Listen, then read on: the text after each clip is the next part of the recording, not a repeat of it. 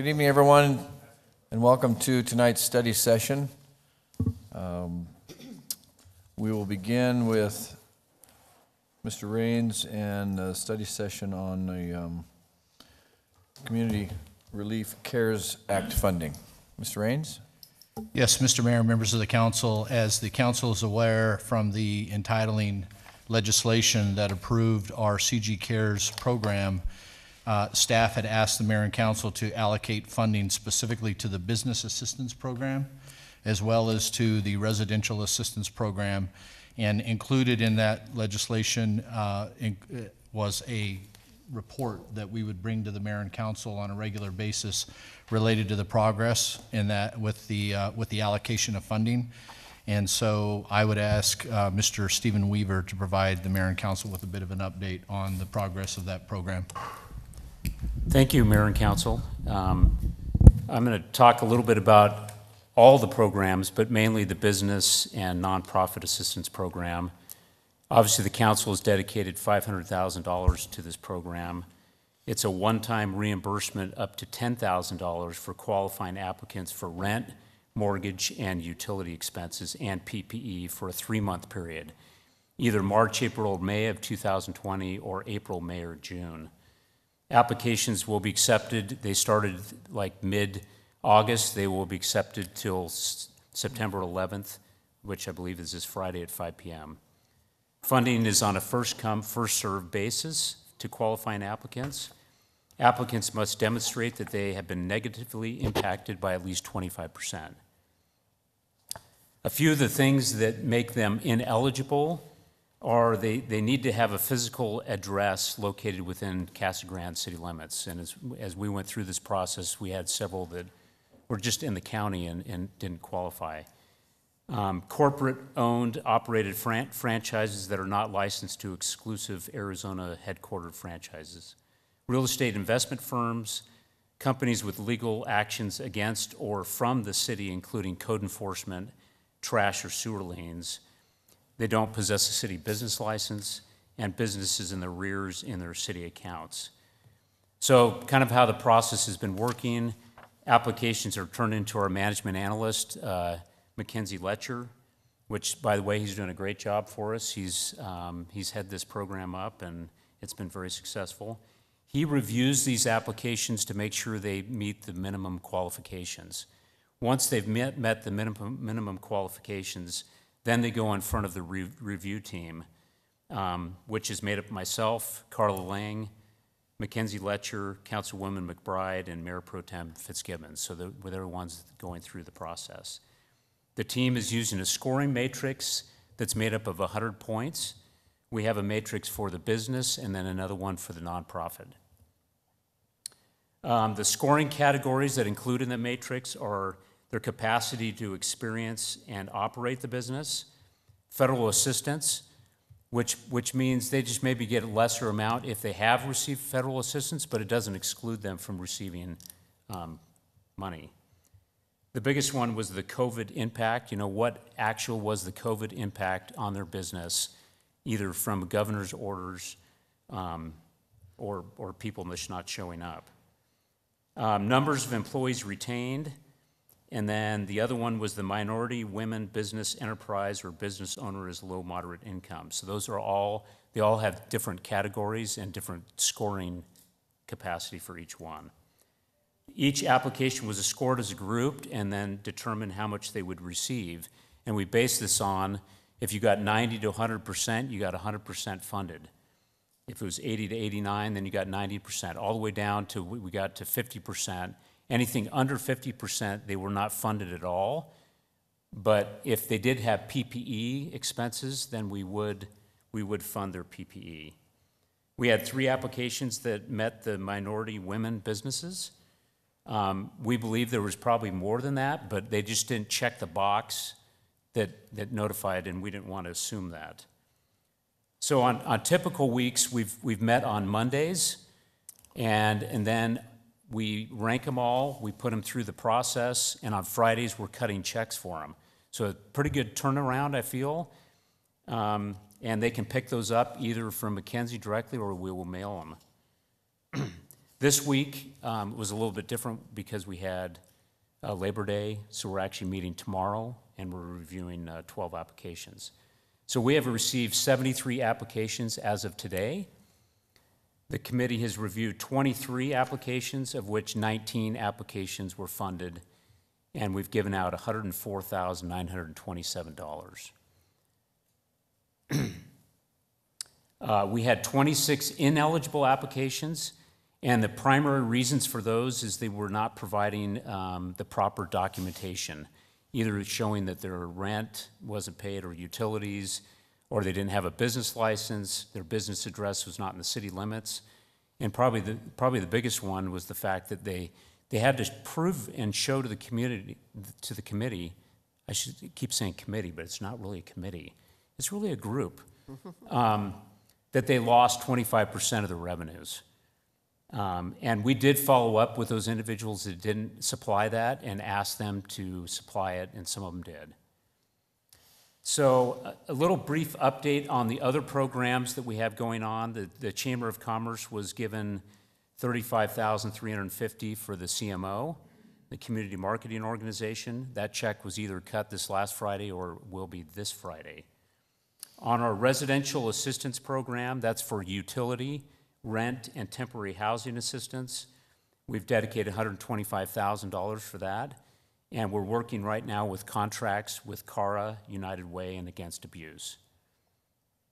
We're doing direct funding to food banks, and we've dedicated $25,000 for that, and currently working with Rotary right now. Child care program, we've dedicated $50,000, and working with the Boys and Girls Club on that. Internet access for students, $250,000. We're working on a contract right now with the school district to provide a modem or hotspot or the monthly discount service.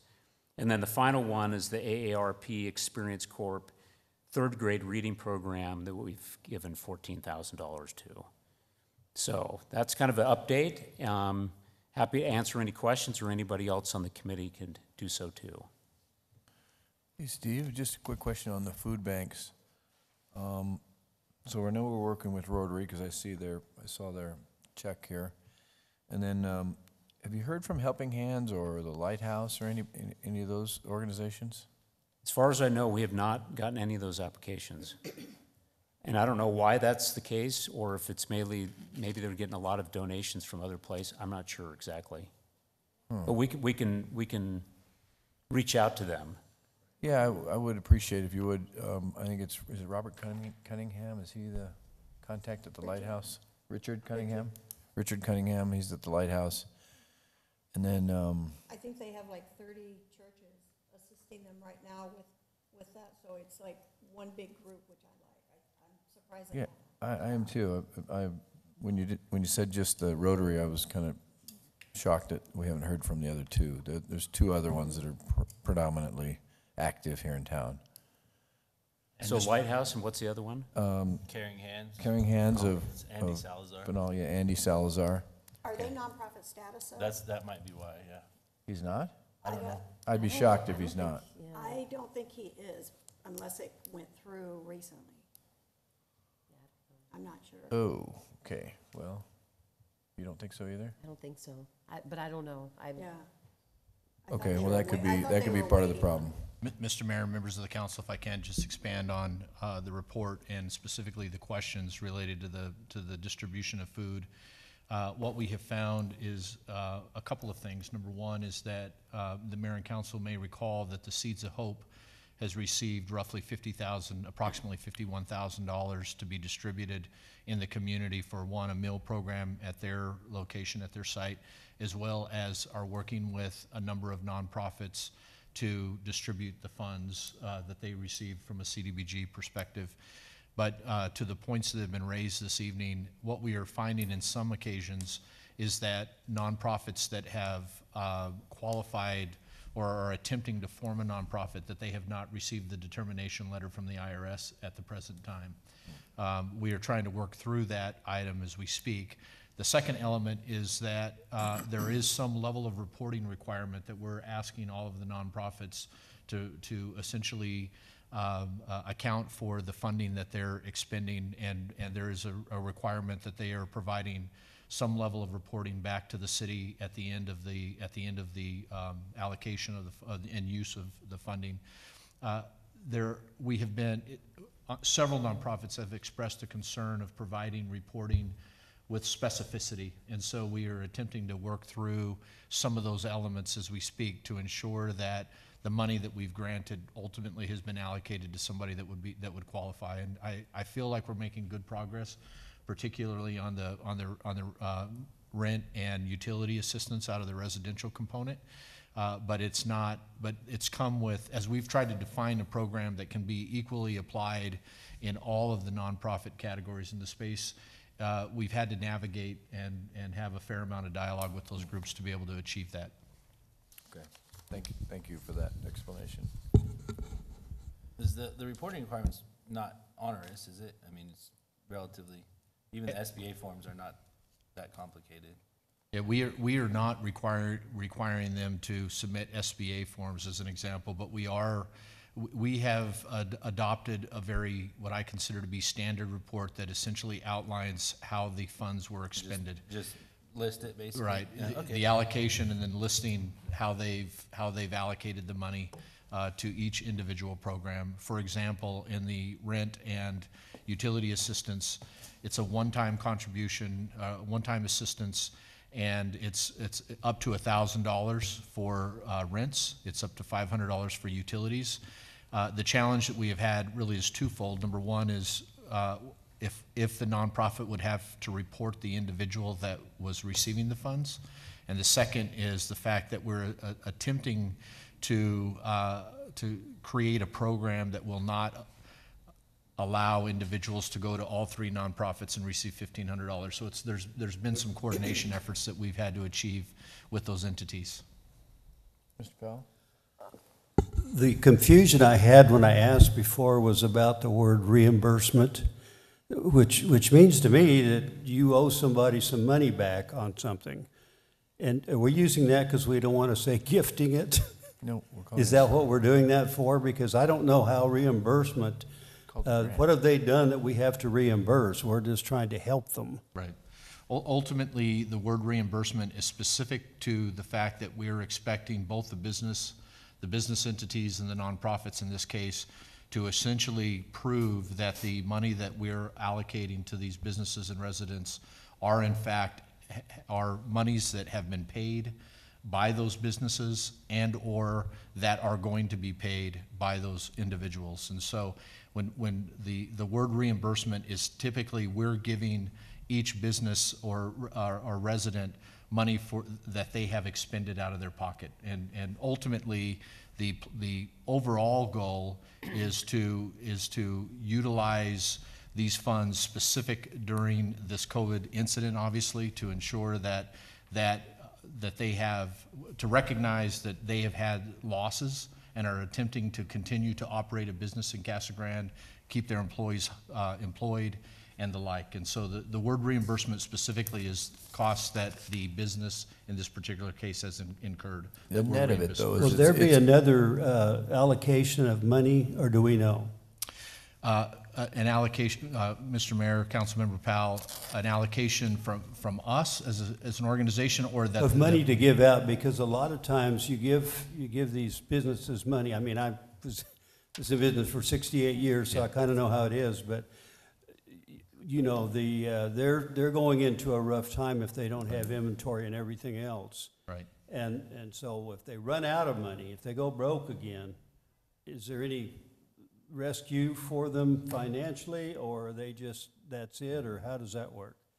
Mr. Mayor, Councilmember Powell, we have crafted this program to, in essence, give incremental distributions, if you will. And this first allocation that the council approved the other night, a couple of weeks ago, was $535,000 in total for business, and I want to say $300,000 for the residential services. So that is about $1 million. It's just under $1 million.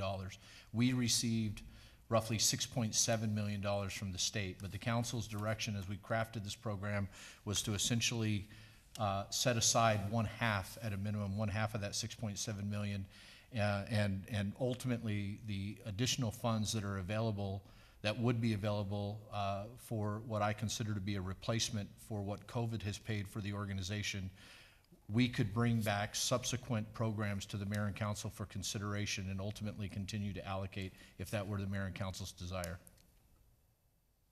No, as I say, I think it's a nice thing that we're doing, trying to keep the businesses going, keep the employees with the job and that type of thing. I just question the longevity of it, how successful it will be, and I hope it's more successful than a lot of times it turns out. But we're giving them a chance, I guess, to take their best shot. Right. Ultimately, that was the direction that I feel, that staff felt the mayor and council was advantageous in giving incremental distributions into the money so that you can get updates, you can evaluate if there's a need for our community for additional funding, and we can bring those back in separate packages so that the mayor and council would consider independently from the initial package that was granted. Any other questions? I just wanted to make a comment. Go ahead, Lisa. You know, being on that committee, and you're right, I mean, this is, up to $10,000. And many of these businesses and nonprofits are really losing way more than $10,000. So, but I think we're being pretty fair. I'm okay talking about this, right? Okay, I thought you were looking at me. But I think, compared to other cities and what they're doing, I think we're being fair, giving this amount of money. And I know it looks like a lot of the applications have been denied, but I think, McKinsey, is really asking for pretty simple information. So if people aren't going to provide, the bills, to, their rent and their utilities or a business license, I mean, it's pretty basic information that we're asking for. So, so that's why he's taking that, away. But those that have the minimum qualifications, we've been pretty fair. We're trying not to be so bureaucratic that it's just black and white, and so we're really trying to keep an open mind. So if there's something missing that we don't see, McKinsey will go back and ask them. So we really want to do our best to try to help these people. Oh, yeah. And so, but of course we're seeing that they're applying for 3 months, but it could be way more than 3 months, and so if we choose later to allocate some more of the funding, there's definitely going to be people that are going to need it. But in some of the information we've seen, many of the businesses are starting to increase. You can see, August or September, some of the numbers are getting a little better. Not great, but there definitely might be, Well, and some of them are now back open, so. Right. Yeah. But I am glad we kept that reserve because we don't know what's going to happen in a few months. So I'm happy to see that we have flexibility. On Given a where we use it. resurgence of the COVID-19 itself, Right. you're going to need Absolutely. that money to try to protect our community. Right. Donna, you had a comment? Right, and I just wanted to, share also, McKinsey has done an excellent job of preparing, us for it. And the one thing that I like is, $10,000 really when you're running a business and you're trying to keep people afloat is not a lot. I'm really impressed with the businesses that have put in and the nonprofits because, they're not asking for a full $10,000. Most of them are, asking for $2,000 and $3,000. So they're not trying to, gorge the system, so to speak. They're just wanting some help. And the other thing I like about McKinsey is going back, and if there's something missing in their application or it's not clear, he's personally contacting these businesses one-on-one. And I think that that's real important for our community to understand that it's not a cookie cutter approach. We're looking at every business individually. And I think that that's why I feel like we're really accomplishing a lot. And $104,000 back into our community is really important. You look at some of the bigger cities and like 60 or 70% of their small businesses won't be reopening. So it's really tough and we want to get them through it, but that's, as I say, if they need a shot 6 or 8 months from now, is there money to do that or they just have to do their best? No, there's money. There's money to do that, okay. And I just, encourage, whoever is, we have a few more days, and I just hope people really look at those instructions and make sure that you're submitting the basic information, you know, to qualify, because it's, I mean, you know, we've had to deny a few because they just aren't providing. And then McKinsey will get back, and some will submit the information, but some don't. So, but I just encourage people to still apply and make sure you're submitting all the information. And Larry, if we don't expend all the money, can we extend the Absolutely. deadline, the application deadline?